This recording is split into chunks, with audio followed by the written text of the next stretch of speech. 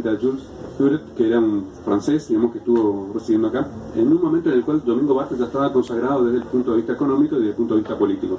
Tiene una característica que es justamente que estos hombres de la élite circulan en todos los ámbitos posibles en los cuales podía ejercerse el poder económico, poder político, ¿sí? Domingo Barthes en Argentina pertenecía, militó y fue candidato, digamos, del Partido Liberal Mitrista, ¿sí?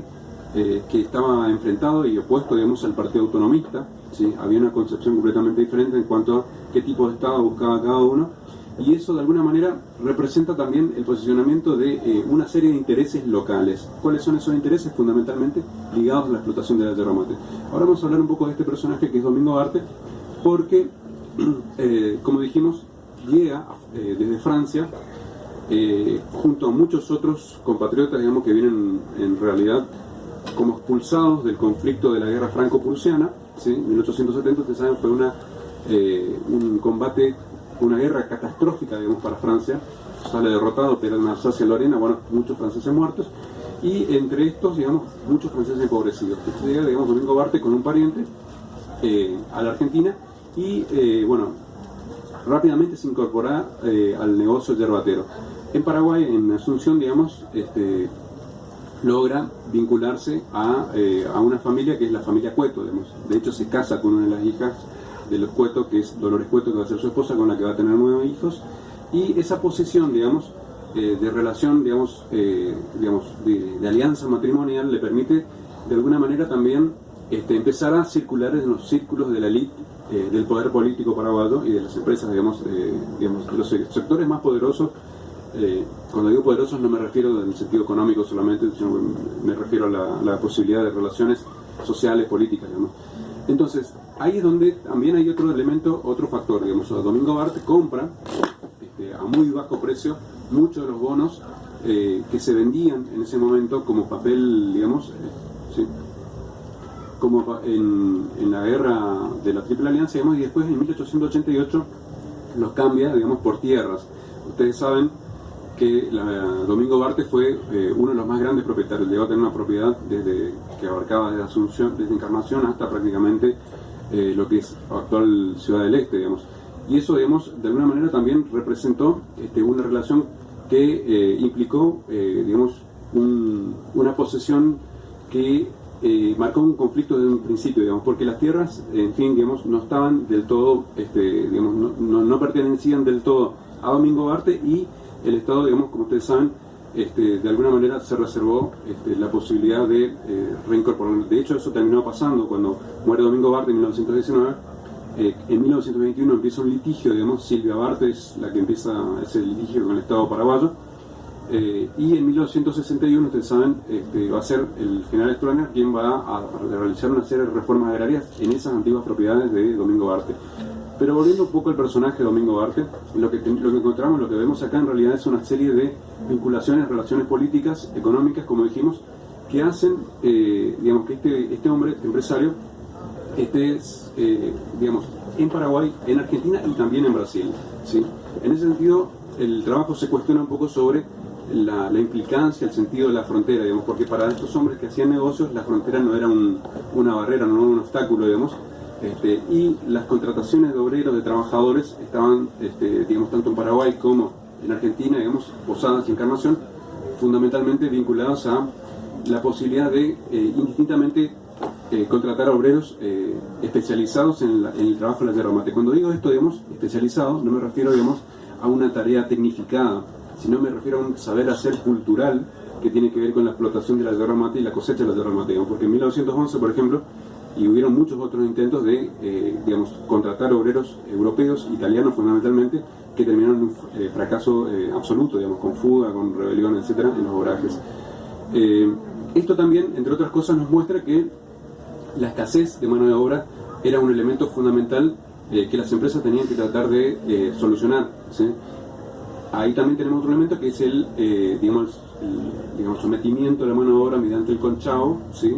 El engaño mediante, digamos, el adelanto, el anticipo, y después porque también las empresas trataban de hacer lo imposible para que estas personas no se escaparan de los obrajes. Bien, Domingo Barte entonces tiene vinculaciones con la élite paraguaya, dijimos, digamos, cuando la industrial paraguaya se consolida, Domingo Barte va a ser un arrendatario de muchos de los yerbales del Paraguay que estaban situados en Tacurupucú, ¿sí? También explotaba los yerbales que estaban acá en Paraguay, en San Rafael, lo que sería básicamente cerca de ahí, y toda esta región, que era una zona muy abundante también en yerbales.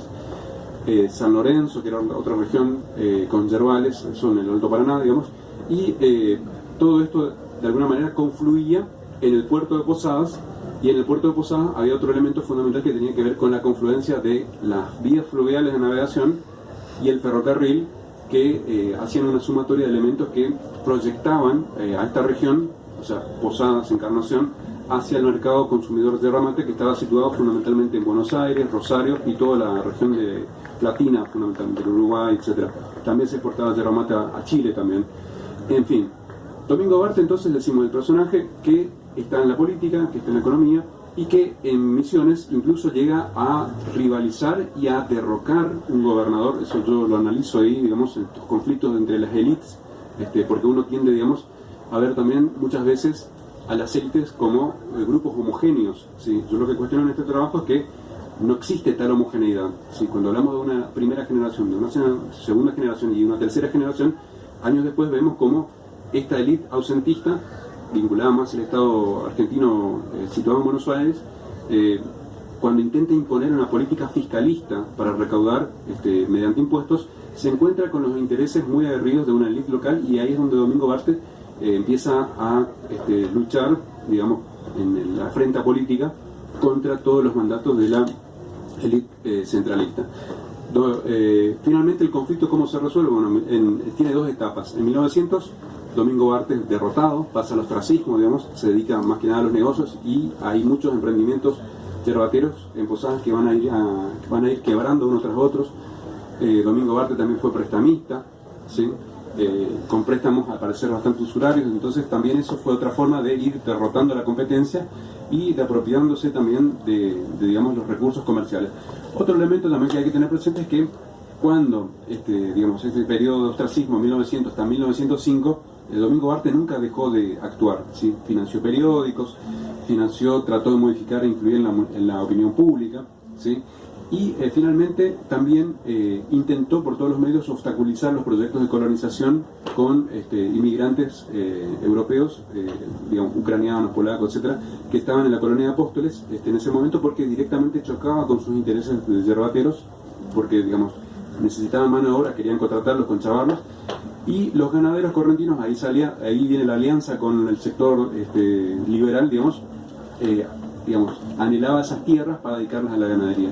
Esa es la alianza entonces entre el Partido Liberal, élite local, y que finalmente en 1905 terminan por, digamos, derrocar a un gobierno que tenía que ver con el Partido Autonomista Nacional. Ahí comienza otra etapa, que es justamente el apogeo de los gobiernos liberales, hasta 1900, de ahí hasta 1920 prácticamente, y ahí es donde Domingo Barte experimenta el mayor momento de apogeo económico, comercial de su vida, digamos. En 1914 estalla la guerra, ¿sí? Y Domingo Barte ya en ese momento incluso había logrado, en su condición de prestamista, prestar una suma nada despreciable de 3 millones de francos, ¿sí? Esto también nos muestra que, entre otras cuestiones, yo planteo acá en el libro, digamos, la identificación del ser nacional que tenía Barte, digamos. Acá nosotros tenemos, me crucé con varios historiadores que dicen, bueno, no, Domingo Barte era paraguayo, no, Domingo Barte era argentino, dicen del otro lado, porque construyó el Hotel Savoy, que tampoco no es cierto, digamos, porque cuando se construye ese hotel que perteneció a Domingo Barte se llamaba France Hotel, y después, bueno, rápidamente cambia de mano, y finalmente en los años 30 recién lo compra esta cadena de hoteles Savoy. Domingo Barte, digamos, actuó, para él nunca fue un obstáculo la identidad nacional, pero a la hora, digamos, de actuar y decidir dónde ir, digamos, finalmente se termina decidiendo por Francia, digamos. Es en Francia donde muere en Biarritz, sí, padeció una enfermedad, pero también con su muerte comienza una larga querella que sería básicamente la de los herederos por las propiedades que heredó. Hay una paradoja que ustedes saben bien, que en 1931 acá se produce una toma de Encarnación, conocida así, digamos, por uno de los herederos de Domingo Arte, que es justamente Obdulio Arte, que tiene que ver con una vinculación con la militancia del Partido Comunista. Lo paradójico de esto es que justamente como dentro de la misma élite, ¿sí?, de los círculos de poder, aparecen, digamos, elementos díscolos, ¿sí? Y esto lo contempla, digamos, en su teoría de las élites, digamos, el marco teórico que yo utilizo fundamentalmente, que es de Vilfredo Pareto, ¿sí? Que entre los grupos homogéneos de las élites no todo está de alguna manera dicho o aceptado, ¿sí? Existen estos elementos díscolos y básicamente ahí encontramos a este personaje que es Obdulio Arte, que de por sí, digamos, aparece en un contexto que es la década del 30, plena crisis, digamos, económica mundial, y que además también cambia a partir de la década del 30 el comercio y la forma en que se había explotado la yerba mate, ¿sí? Argentina, con un conflicto económico al mejor estilo de lo que tienen hoy, por ejemplo, China y Estados Unidos, decide dejar de comprar yerba mate de Brasil como castigo, digamos, a Brasil por importar trigo y harinas molidas, digamos, ya en Estados Unidos. Entonces ahí el Estado argentino incentiva más activamente a los pequeños y medianos propietarios, que eran inmigrantes básicamente europeos, ucranianos, polacos, etcétera, y alemanes también, a plantar yerba mate. Y ahí es cuando Argentina deja de comprar yerba mate, y con eso también finaliza de alguna manera el ciclo extractivista de la yerba mate, que también para esa época estaba completamente devastado. Otra cuestión que también hay que tener presente es que todas estas empresas que mencioné, Domingo Arte, que no fue la única, digamos, habían otras, Núñez y Fribaja, y muchas otras más, la industria paraguaya, todas en algún momento terminan cediendo, y la última empresa que va a consolidar su predominio va a ser la empresa Mate Laranjeira, que es la que absorbe todas las líneas de navegación de todas estas empresas, la de Arte, la de Núñez y Fribaja, y finalmente también, digamos, colapsa, digamos, cuando el Estado con Getúlio Vargas, el Estado brasileño, digamos, decide no reanudarle los arrendamientos de tierra. Esto es básicamente entonces lo que yo estoy presentando acá. Mi trabajo, ¿sí?, está disponible en la plataforma de Prometeo Libros, ¿sí? Yo traje algunos ejemplares también, por si a alguno le interesa, y bueno, lo pueden adquirir a través de esa plataforma. Es un trabajo intermedio, como les dije. Mi trabajo de doctorado también se está editando por la editorial Prometeo y va a salir posiblemente el año que viene o a fines de este año, digamos, y espero que, bueno, lo podamos presentar acá también. Bueno, muchas gracias.